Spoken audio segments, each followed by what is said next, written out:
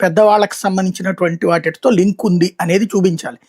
SIT అనేది ఇప్పుడు తప్పుడుది. ఇప్పటిదాకా మొన్నటిదాకా సిట్ దర్యాప్తులో తేలిపోయింది జగనే అని చెప్పారు. ఇప్పుడు సిట్టు తేల్చలేదని వీళ్ళే రాస్తున్నారు.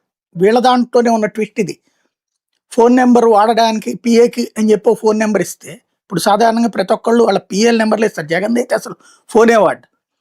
వాళ్ళు వాడుకునే నెంబర్ కాకుండా మిగతా ఇస్తారు. ఎందుకని? అట్టించి వచ్చే కమ్యూనికేషన్. కాబట్టి అదే వాడారు నెంబర్ 1. నెంబర్ 2 వచ్చేటప్పటికి డబ్బులు హవాలా మార్గంలో ఇప్పటిదాకా ఏంటి అకౌంట్లు డబ్బులు అక్కడ సిట్టు ఏ డబ్బులు సీజ్ చేయలేదు. ఎందుకని? అక్కడ ఏమి లేదుగా. అతని దగ్గరది సీజ్ చేసింది. ఏది? చిన్నప్పన్నది. వైవి సుబ్బారెడ్డి కానీ సీజ్ చేయలేదు. కాబట్టి ఇతందే. ఇప్పుడు ఏంటయ్యా అంటే ఫైనల్గా సిట్టు తప్పుడుది అని తేల్చడం. సిబిఐ వేసిన సిట్టు, సుప్రీంకోర్టు వేసిన సిట్టు. మరి ఎవరు కరెక్టు అంటే ఈనాడు జ్యోతి చేసే దర్యాప్తు కరెక్టు, వీళ్ళు చెప్పిందే కరెక్టు.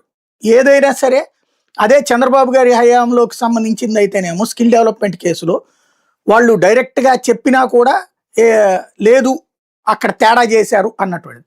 అప్పుడు ఇన్వెస్టిగేషన్కి సంబంధించి జగన్ కేసులో కనుక సిబిఐ కనుక విచారిస్తే అది చెప్పింది కరెక్ట్ అవుతుంది. జగన్ కేసులోదైతే వ్యతిరేకంగా వస్తే, జగన్కి వ్యతిరేకంగా దర్యాప్తులు ఏదైనా వస్తే గనక అది కరెక్ట్గా చేసినట్టు సిబిఐ. అనుకూలంగా ఏదైనా వచ్చిందా లేదా వీళ్ళు కోరుకున్న వీళ్ళ వార్తలకు వ్యతిరేకంగా వచ్చిందా, సిబిఐ అయినా దొంగే, సుప్రీంకోర్టు అయినా దొంగే. వీళ్ళ వార్తలు, వీళ్ళ నీచ జర్నలిజం, నీచాతి నీచ జర్నలిజానికి ఏమైనా రాసుకోవచ్చు, ఎట్లయినా రాసుకోవచ్చు. లేకపోతే 1,00,000 టిట్కో గృహాలు సిద్ధం అన్నటువంటి వార్త